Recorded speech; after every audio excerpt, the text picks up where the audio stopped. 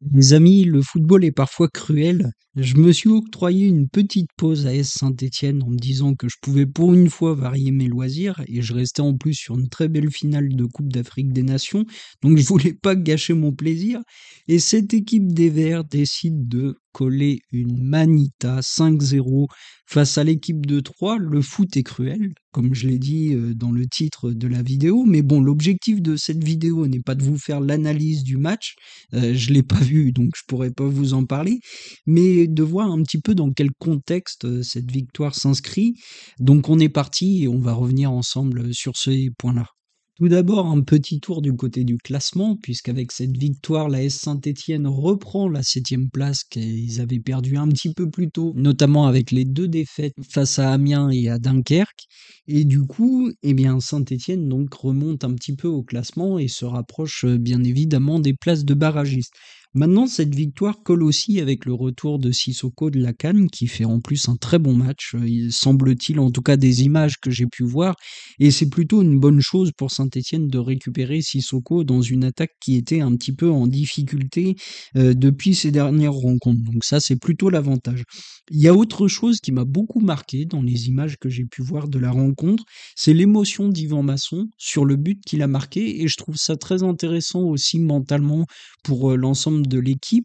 Cette victoire, et encore plus pour Masson, c'est parce que ça vient apporter quelque chose en plus dans le groupe, et on avait dit qu'on avait besoin en cette fin de saison d'un groupe soudé, et je pense que des points positifs pour le mental de joueurs comme Masson qui déjà était très bien revenu, eh bien c'est quelque chose pour moi en tout cas qui est très important. Et je pense aussi que cette victoire vient s'inscrire dans le coup de gueule qu'on avait pu entendre de la part de Gauthier Larsonneur, qui avait très bien dit face aux médias, et je reprends ses paroles, mais que l'équipe n'avait pas les couilles.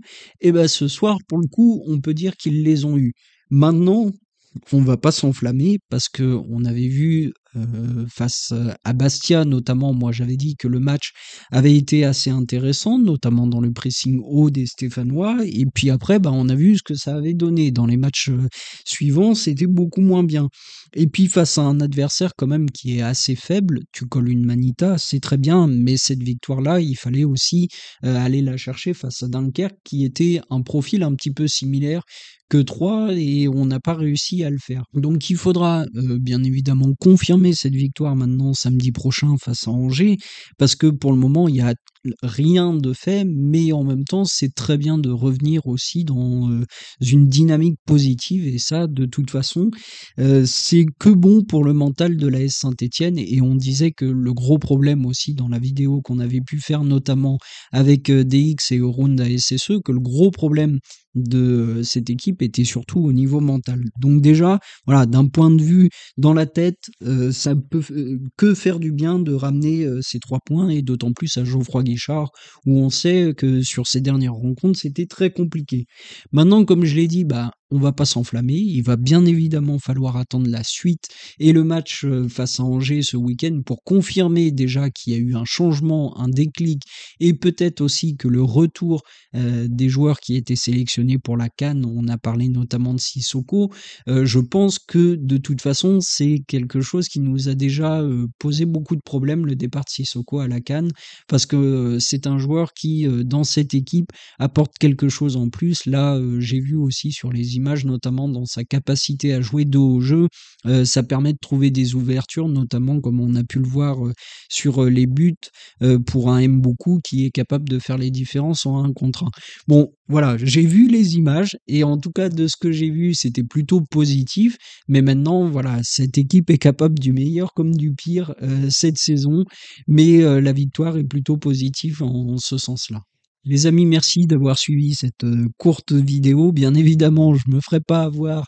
Je vais suivre avec attention le match face à Angers pour voir si vraiment il y a eu un changement. Mais voilà, comme je vous ai dit, je me suis dit bon allez, pour une fois, je peux varier mes loisirs et puis faire autre chose que de regarder le match de la S Saint-Étienne. Et je m'attendais vraiment pas de toute façon à ce que le match soit aussi intéressant à suivre.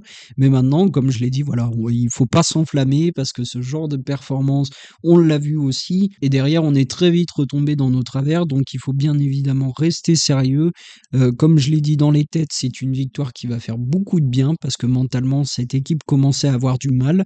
Je pense qu'il y a eu de grosses discussions aussi qui ont eu lieu au sein du vestiaire et finalement c'est plutôt positif de réagir, par une, grosse victoire à Geoffroy Guichard pour se remettre, dans le sens de la marche. Quant à moi, je vous souhaite une très bonne soirée, amis supporters des Verts, et on se retrouve très prochainement pour la suite de nos aventures. À bientôt.